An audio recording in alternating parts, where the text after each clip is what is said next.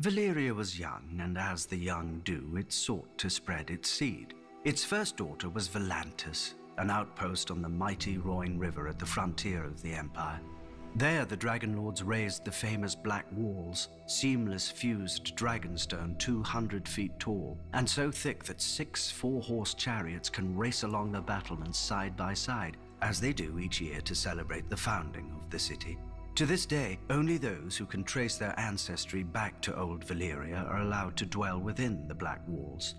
None are even permitted to set foot inside without an express invitation of a scion of the old blood, meaning, of course, the ancient and noble blood of foot soldiers. For the city's first 100 years, its only inhabitants were its garrison. But where soldiers go, vice follows. Taverns and brothels began to sprout up outside the Black Walls, and merchant ships began to call as well, bearing the favored trade of the summer sea, slaves. The East Bank filled with homes, shops, and society, and so the taverns and brothels moved to the West Bank, where foreigners, sellswords, and pirates erected their own shadow city of fornication, drunkenness, and murder.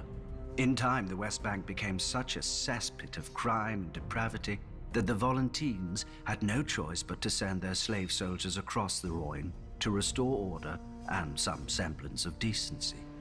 Like all such missions, they succeeded, they left, then they failed.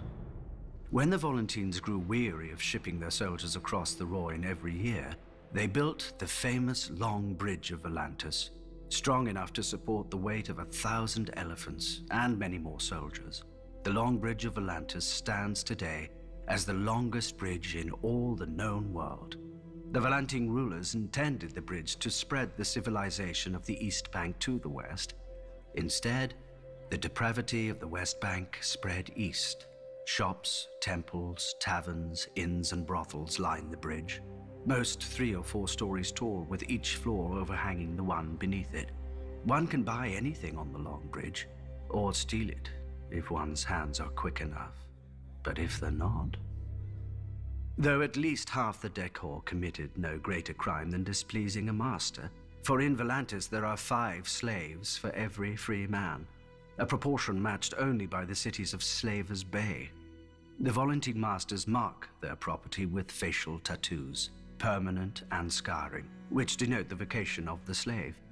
Slave soldiers wear green tiger stripes upon their faces. Slave whores are marked by tears beneath one eye.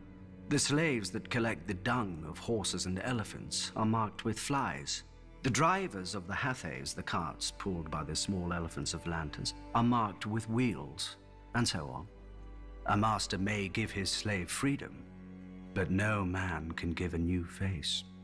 Is it any wonder, then, that the slaves and freed men have turned in such great numbers to the priests who preach of a cleansing fire? The Temple of the Lord of Light in Volantis is said to be the greatest in all the world, larger even than the great sept of Baelor. All who serve within this mighty temple are slaves, bought as children and trained to become priests, temple prostitutes, or warriors.